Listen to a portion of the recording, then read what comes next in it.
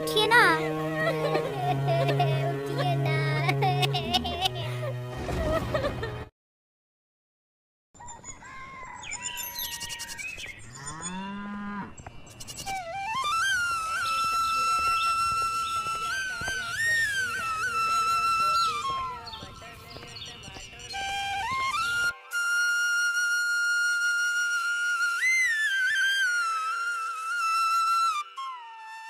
बहुत समय पहले की बात है।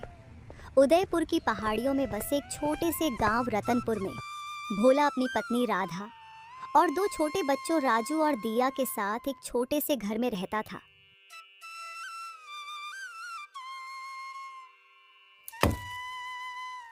भोला पेशे से एक लकड़हारा था और वह बहुत मेहनत से जंगलों से लकड़ी काट कर लाता और गांव में घर घर जाकर उनको बेच देता।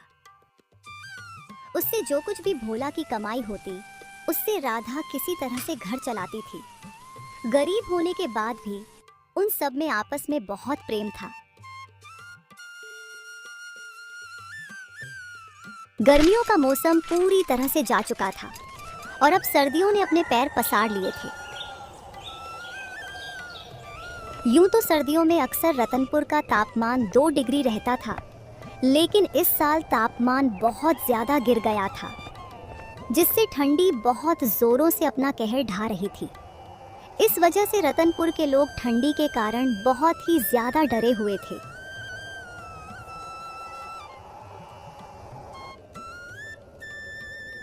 दिन हो या रात, लोग ठंडी से बहुत परेशान थे।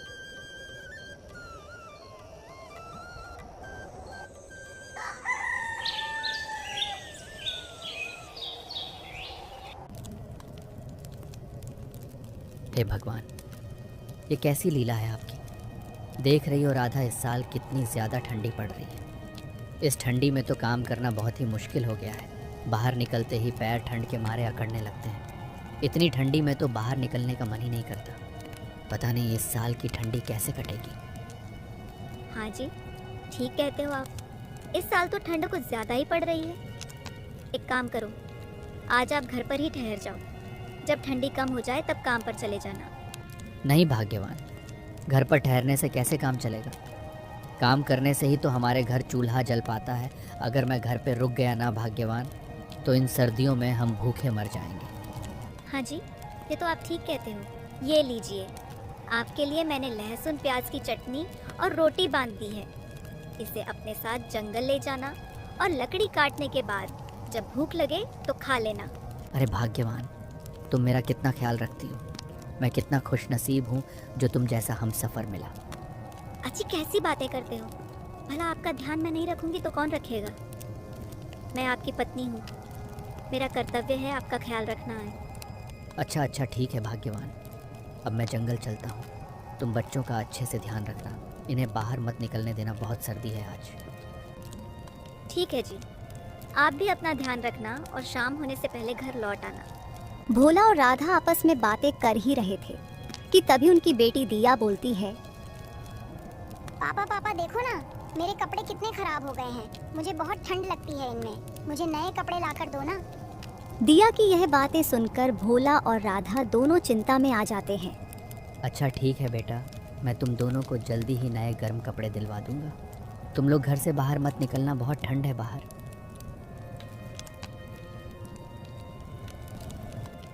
बेचारा भोला अपने बच्चों को झूठी दिलासा देकर लकड़ियां काटने जंगल की तरफ निकल पड़ता है, क्योंकि उसके पास इतने पैसे थे ही नहीं जिससे कि वह अपने बच्चों और खुद के लिए गर्म कपड़े खरीद सके।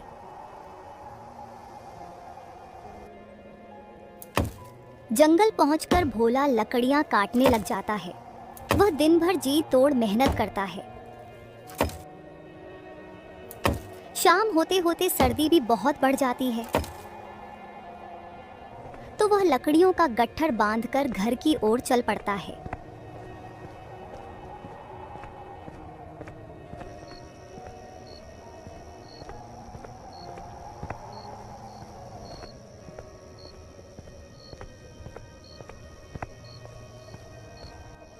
अजी आ गए आप।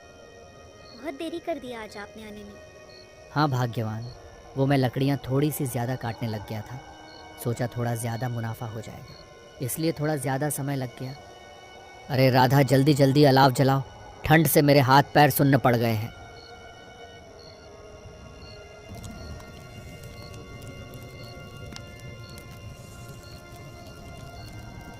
लाओ जल्दी से खाना ले आओ भाग्यवान, बहुत ज़ोरों से भूख लगी है।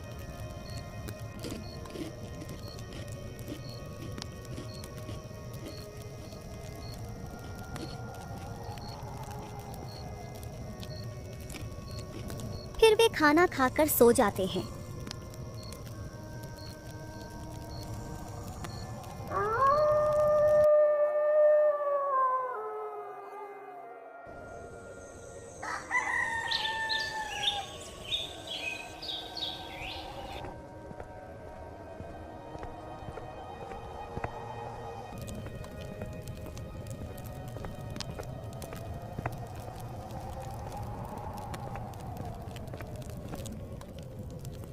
अरे भोला बेटा, तुम लकड़ियां ले आए? ला दे, इनकी तो बहुत ज़रूरत थी। देखो कितनी ठंडी पड़ रही है। हाँ हाँ काकी, ये लो आपकी लकड़ियाँ। भोला शम्मा काकी को लकड़ियां दे देता है और उनसे पैसे लेकर वहां से चला जाता है।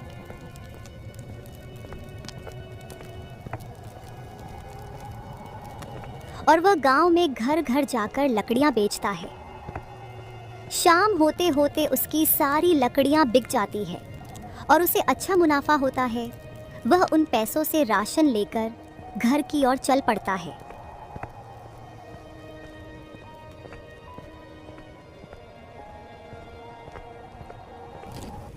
भोला की पत्नी उस राशन से भोजन पकाती है और फिर वे सब खाना खाकर सो जाते हैं।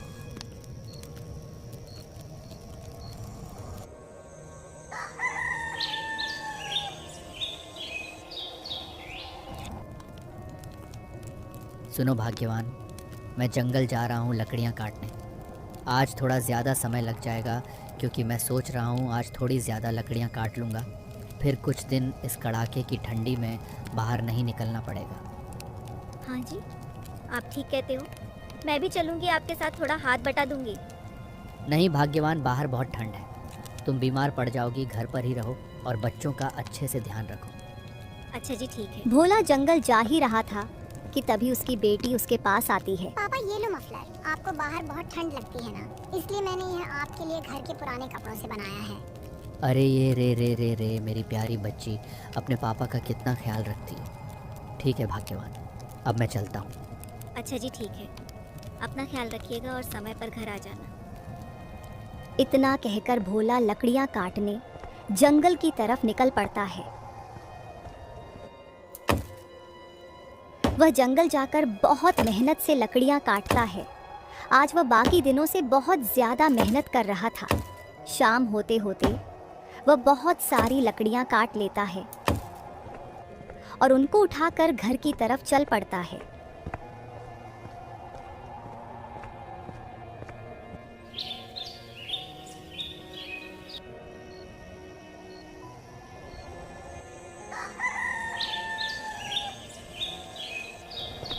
अगली सुबह भोला लकड़ियां बेचने जाता है। ये लो सम्मा काकी आपकी लकड़ियाँ। भगवान तुम्हारा भला करे बेटा, इतनी ठंड में तुम घर तक लकड़ियाँ पहुँचा देते हो। अब तो घर के सारे उपले भी खत्म हो गए हैं। इस साल की सर्दी तो तुम्हारी लकड़ियों के भरोसे ही कटेगी बेटा। अच्छा ठीक है काकी, अब मैं चलता हूँ। भोला सम्मा काकी से पैसे लेकर आगे की ओर चला जाता है। रामू काका, ओ रामू काका, घर पर हो क्या? बाहर आओ, मैं आपके लिए लकड़ियाँ ले आया हूँ। अरे भोला बेटा, तुम लकड़ियाँ लेकर आ गए। तुम्हारा बहुत बहुत शुक्रिया जो तुम इतनी ठंड में हमें लकड़ियाँ घर तक दे जाते हो। और बेटा ये लो, आज मेरे पास बस ये 50 रुपए ही है। बाकी के पैसे जब बेटा शहर से भेजेगा तब दूंगा। कोई बात नहीं रामू काका, जब आपके पास पैसे हो तब दे देना। इतना कहकर भोला बची हुई लकड़ियां बाजार में बेचने चला जाता है। शाम होते होते भोला की सारी लकड़ियां बिक जाती हैं और आज उसे काफी अच्छा मुनाफा होता है। उन पैसों से भोला कुछ राशन खरीद लेता है और कुछ पैसे सर्दी के गर्म कपड़ों के लिए बचाकर घर की ओर चल पड़ता है। वह कुछ दूर चला ही था कि तभी अचानक से मौसम बहुत खराब हो जाता है और जोर जोर से हवाओं के साथ बारिश शुरू हो जाती है। हे भगवान, पहले क्या ठंडी कम पड़ रही थी जो अब ऊपर से ये बारिश और शुरू कर दी। क्यों हम गरीबों की जान लेने पर तुले।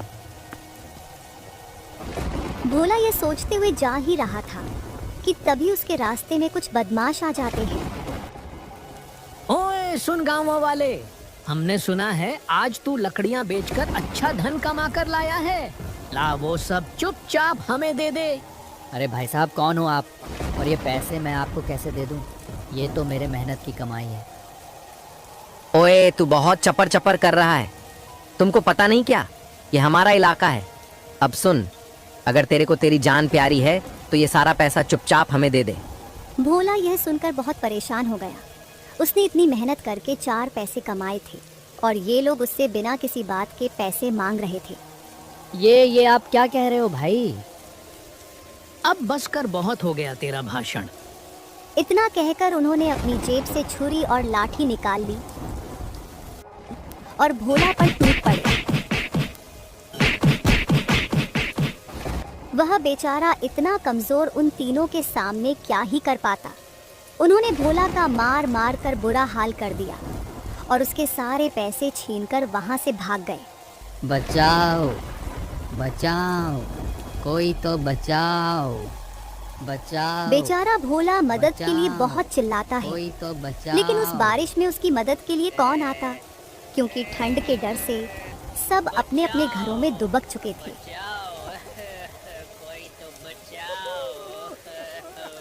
उन्होंने पीट पीट कर भोला की ऐसी हालत कर दी थी कि वो अब चलने के लायक भी नहीं रहा था।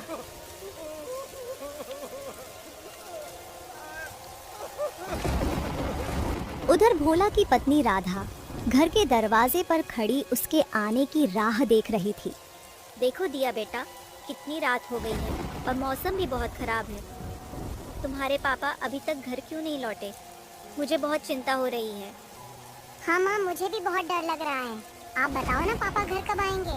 आते ही होंगे बेटा, क्या पता तेज बारिश की वजह से कहीं रुक गए हो। बेचारी राधा अपनी बेटी और खुद को दिलासा देने की कोशिश कर रही थी।